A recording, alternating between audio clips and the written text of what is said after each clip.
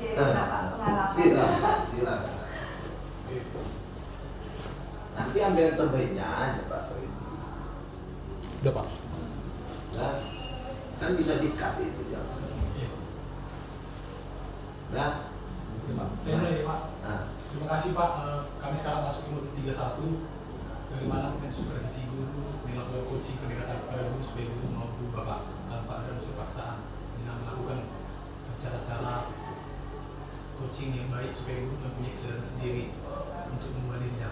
Jadi di sini kami minta tugas untuk mewawancarai kepala sekolah sambil belajar bagaimana sih cara kepala sekolah menyelesaikan permasalahan-permasalahan yang terjadi di sekolah, karena setiap sekolah memiliki permasalahan yang beragam. ya. Ya Pak, Apa permasalahannya? Ini pertanyaan Pak. Yang pertama Pak, selama ini ketika Bapak jadi kepala sekolah, Bapak pasti pernah dihadapkan dengan kasus-kasus, Ya. mau itu kasus yang sangat beragam. Mohon Bapak ceritakan apa kasus yang pernah Bapak selesaikan yang paling parah di Bapak, yang membutuhkan hati dan dikombinasi dengan peraturan supaya tidak melanggar hukum seperti itu. Oke, sebelum saya jawab, ini mengenai guru dalam pembelajaran atau guru ikut di luar dari pembelajaran PPN. Konteks sekolah ya Pak. Konteks sekolah artinya meluas, bebas. Bebas, tapi sekolah yang Bapak bimbing. Iyalah, contoh kan gitu. Kadang-kadang kan kalau permasalahan sebenarnya nggak ada apa-apanya permasalahan. Asalkan satu, kita komit dan tegas, itu aja. Baru jelas aturan mainnya. Contoh SOP-nya ada. Nah gitu. Dan yang berikutnya lagi, janganlah pula kita menyampaikan sesuatu kita yang melanggar, nggak boleh. Lalu berikut lagi, kepala sekolah itu mesti cepat datang, jadi bisa memantau. Kalau sudah seperti ini, guru pasti tertib semua, kan gitu. Ya kalau permasalahan sepertinya nggak apa-apa ada permasalahan. Tapi yang permasalahan dari luar ada, yang pernah kita hadapi. Contoh masalah perceraian, itu ada. Kalau dalam guru ini. Tapi itu pun nggak banyak lah, paling 1-2 orang. Jujur saja kalau selama saya memimpin, sepertinya ya, puji Tuhan aja, langgan-langgannya aja, nggak banyak masalah. Paling-paling yang pernah saya hadapi di sini waktu itu, ketika ada 2 orang guru masalah tentang perceraian. Tapi saya tidak menyetujui perceraian. Kenapa? Nggak baik lah. Kalau bisa masih bisa kita ya satukan, ya rasa itulah jalan yang tepat. Rasa itu aja. Terima kasih Pak. Dari saya Pak, dari pengalaman Bapak dalam menyelesaikan masalah itu, apakah ada menggunakan perasaan atau menggunakan logika atau menggunakan peraturan sesuai kode etik kepegawaian? Ya, dua-dua ini, perasaan sama kode etik ini. Ya satu perasaan, kadang-kadang kan kita tahu kan, kalau kita teliti dah permasalahannya, yang salah itu guru kita. Cuma kadang-kadang kan nggak mungkin kita bilang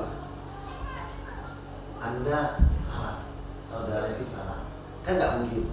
Cuman kita mesti pintar-pintar lah menata kata supaya tidak tersinggung dan ngerti dia maksud dan tujuan kita. Terus terang aja, ini ya, kedua belah pihak komunikasi, tapi asal dipertemukan ya ada apa gitu. Tapi syukurlah sampai sekarang permasalahannya itu sudah mulai nampak titik terang. Artinya kalau memang mau bercerai mesti jelas apa. Jangan bercerai ya nggak jelas. Tapi kalau bisa jangan bercerai. Nah itu aja. Artinya kalau pakai hati tadi itu tadi. Kadang-kadang kita agak diam. Karena kita tahu yang salah itu sahabat kita, bukan pihak yang dari luar, kan gitu. Kadang-kadang dia nggak tahu. Cuman itu tadi, puji Tuhan aja. Nah, kayaknya permasalahannya nggak gitu apalah. Mudah-mudahan menuju titik kebaikan itu saja. Kemudian Pak, ketika dihadapkan dengan sebuah masalah, apa langkah-langkah atau prosedur yang Bapak lakukan selama ini Pak? Terus terang aja yang utama itu SOP, artinya standar operasional, kan gitu. Lalu kita minta setiap guru yang jelas itu kan dia kan punya RPP, ya kan, baru kan ada kode etik guru, ya kan, udah laksanakan aja. Artinya tupoksi kita masing-masing sebagai guru, sebagai wali kelas, wakasek, tapi dengan catatan kita juga mesti membantu bisa menerangkan itu semua apa tugasnya. Nanti gini, kalau memang perlu dirapatkan kita rapatkan, nah gitu. Artinya kalau dalam pembelajaran itu kan ada namanya apersepsi, menyamakan persepsi, nah gitu. Makanya orang bapak ibu lihat kan, wah kok berapa kali rapat, ya seperti itu tekniknya. Kalau memang perlu rapat, mau dadakan pun kita jelaskan dulu. Artinya sesuai dengan standar operasional itu aja. Nanti ada apa namanya rambu-rambunya, enggak sembarangan rambu-rambunya. Nanti rambu-rambu ini jangan dilanggar, enggak boleh. Kalaupun mau kebijakan, kebijakannya itu juga tidak melanggar rambu-rambu itu aja. Jadi menurut Bapak selama ini dalam hal-hal mengambil keputusan secara pribadi nih Pak, apakah Bapak sudah menganggap itu sudah efektif atau ada masukan-masukan atau? Oh, kalau mengambil keputusan nggak bisa langsung pribadi. Itu kadang-kadang orang bapak ibu tanpa sadar kalian menjawab permasalahan itu. Makanya saya sering ngomong-ngomong. Saya keluarkan wacana. Kan saya dengar itu jawaban kalian. Saya dengar, oh ini jawabannya ini.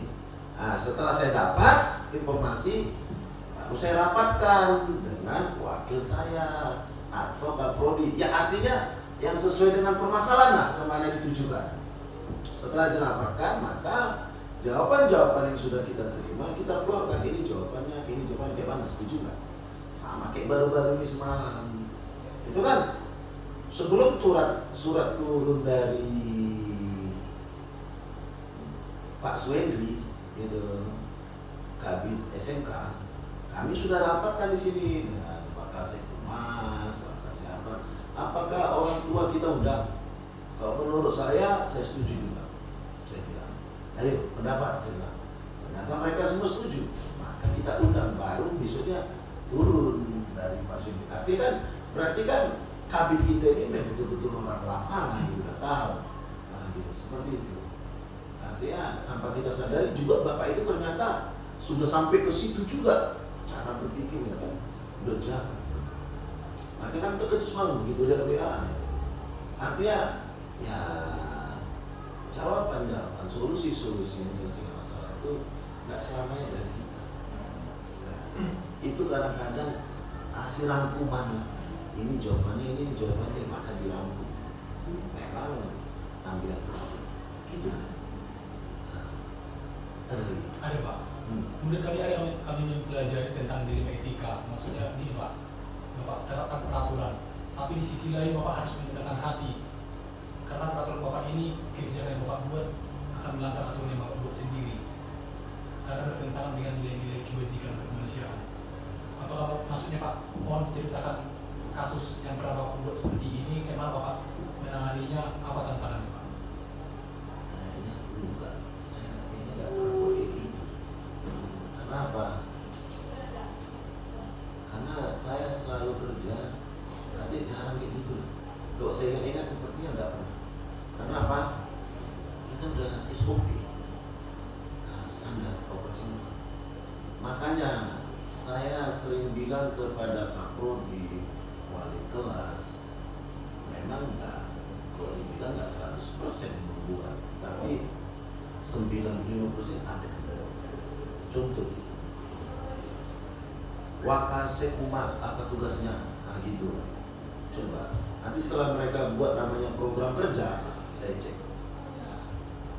kayak Pak Sitangga, kurikulum itu mesti punya program kerja. Pak Aris, Kapolri.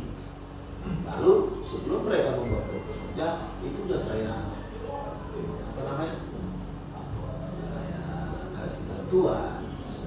Kerjanya seperti ini, ikuti saja. Nah, jadi kalau saya kayaknya ini saya nggak pernah ngalami yang kayak gitu. Saya selalu SOP ya, standar.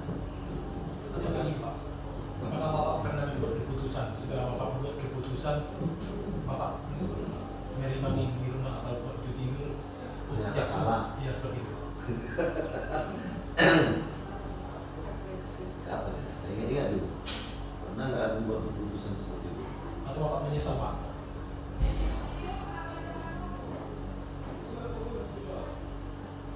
Kayaknya nggak pernah ada kayak gitu kan. Karena gini, jujur aja, kalau saya ngambil keputusan, kayaknya udah matang kali gitu. Contoh sama kayak menghadapi siswa misalnya, saya tahu siswa ini bakal keluar. Saya tahu ini bakal keluar siswa. Karena kita pelajari, ini anak suka bolos sama. Biasanya kita aju-aju dulu, dia kita tarik-tarik dulu. Nah, kita tahu ini bakal keluar loh. Nah ya kan. Cuma kadang-kadang kawan pasti heran.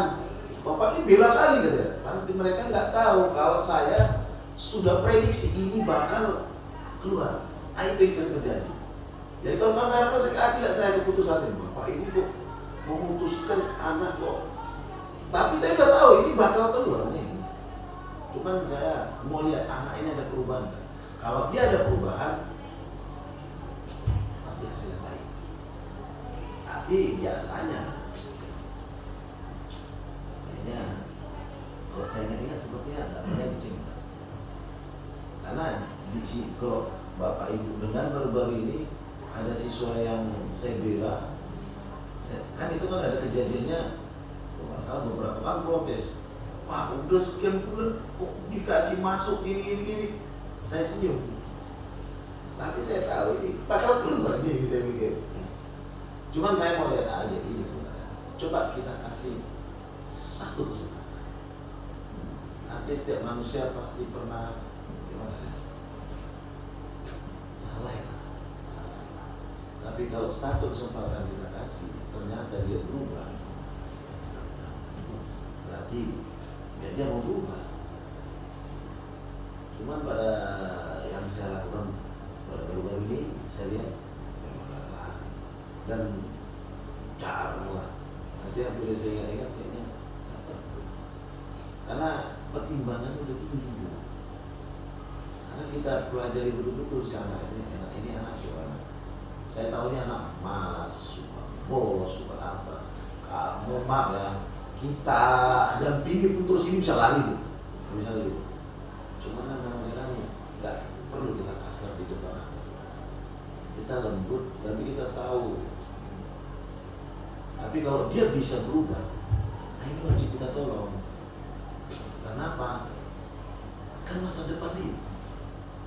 Kan guru yang dinyatakan guru yang berhasil itu sebenarnya bisa merubah mindset atau cara berpikir anak dari yang mungkin yang kurang baik menjadi baik, kan gitu. Artinya ada perubahan, dan anak bisa mau mengikuti PBM dengan baik dan benar. Karena udah guru yang berhasil, walaupun ditambah yang naik kan itu contohnya saja. Oke? Pak, ini Pak, pertanyaan terakhir dari saya nih. Ada nggak seseorang atau faktor-faktor yang selama ini mempermudah atau membantu Bapak dalam mengambil keputusan? Seseorang. Iya, atau faktor-faktor lain lah yang bisa Bapak ajak diskusi. iya. Oh, Iya. sebenarnya Bapak Ibu tanpa sadari dia termasuk orang. Artinya gini, saya dalam memutuskan sesuatu itu saya hubungkan dengan tupoksinya, tugas pokok dan fungsinya, kan gitu kan. Contoh gini, kalau dia tentang masalah BP misalnya ke Pak PPD, saya tanya, tapi tanpa Bapak Ibu sadari, ya kan termasuk sahabat saya kan gitu. Saya hanya mau nanya, sama gitu dengan yang guru-guru yang lain kayak gitu. Artinya gimana? Saya nggak pernah ngambil untuk pada satu orang, nggak ada. Semua saya terima dan nanti disimpulkan. Itu sistem kerja saya. Dan terus terang aja, walaupun sebenarnya jawaban di kita udah ada, cuma kan kita belum pastikan ini benar atau tidak. Cuma kan kita diskusi juga, artinya ajak duduk cerita-cerita. Gimana ya, menurut Bapak gimana? Kira-kira gitu. Makanya kadang-kadang kalau Bapak Ibu lihat kan saya mau cerita-cerita di piket, saya sebenarnya mau ngambil pandangan umum gitu. Apa pandangan orang ini? Kalau permasalahan seperti ini, apa jawabannya? Tapi mudah-mudahan dengan strategi-strategi seperti itu, kayaknya ya semua sahabat gitu. Kayaknya kalau dibilang untuk satu orang tersendiri kayaknya nggak ada. Artinya semuanya nggak terfokus pada satu orang, nggak ada. Oke. Oke Pak. Itu lagi Pak, terakhir Pak. Kan ini kan topik kami tentang pengambilan keputusan seorang pemimpin. Ada dia namanya dilema etika seperti saya sampaikan tadi Pak. Ada keputusan yang dibuat pemimpin mungkin bertentangan dengan peraturan yang mungkin bisa dibuat peraturan sekolah, tapi karena menggunakan nilai-nilai kebajikan, rasa empati seperti yang Bapak sampaikan tadi, karena lebih besar mungkin nilai kemanusiaan yang daripada aturan, maka terkadang peraturan itu dilanggar seperti itu Pak, karena mungkin sifatnya menolong seseorang. Setelah Bapak sampaikan semua ini Pak, apalah yang menjadi pembelajaran yang bisa Bapak sampaikan, mungkin bisa berikan? Artinya gini, dalam mengambil keputusan kadang-kadang ada banget. Pak, ada kuat Pak, biar mereka Pak. Nah, sebenarnya itu tadi ada juga kadang-kadang kita langgar. Cuman kan mungkin kita bilang kita langgar. Ini contoh yang sederhana aja gitu. Contoh sederhana. Kalau Bapak Ibu ingat tadi, ada seorang siswa ini kenapa dia nggak sekolah pada saat itu? Ya bisa saja orang tuanya merasa itu sakit, dia perlu kerja, maka dia kerja jadi doorman. Kalau di kampung dia pulang kampung kerja jadi petani atau manderes, cari karet supaya ada biaya pengobatan orang tuanya. Maka dia nggak akan sekolah sampai kadang-kadang ya di luar ketentuan. Tetapi ada tetapinya, dia telah melaporkan, Pak, bagaimana Pak, saya kayak gini. Kan tersentuh kita jadinya. Bukannya dia nggak mau. Kalau dia nggak kerja, ini orang tua nanti nggak berobat. Maka hal-hal seperti ini kita rembukan dengan Bapak Ibu guru yang masuk di kelas itu. Tapi pada dasarnya kita udah melanggar peraturan. Kenapa? Saat kehadiran kan ada. Kehadiran sekian persen mana boleh naik kelas, mana boleh diikuti ujian. Tapi kan di sini kita ambil bukan dari segi-segi peraturan, ya tinggal pri kemanusiaan aja. Artinya hati saja, hati yang bicara. Karena kita lihat ini anak perlu ditolong. Karena ini anak pun bukan bodoh-bodoh kali orang yang enggak, termasuk orang yang bisa cara berpikir. Artinya anak ini layak untuk ditolong. Begitu. Itulah yang pernah saya lihat. Tapi saya nggak ceritain siapa orangnya. Itu nggak boleh. Jadi itu yang pernah kita lakukan. Tapi jujur aja itu tinggi pertimbangannya. Karena apa tinggi? Karena anaknya memang ya tujuan membantu orang tuanya gimana? Dia anak laki paling besar. Ini siapa lagi yang membiayai orang tuanya yang sakit? Nah itulah yang pernah kita langgar. Tapi ya mudah-mudahan kalau saya lihat sekarang orang tuanya udah sehat, anaknya masuk perguruan tinggi negeri pula, yang diambilnya Universitas Malikul Saleh Aceh. Nah, terakhir nangis orang tuanya datang. Hebat saya juga.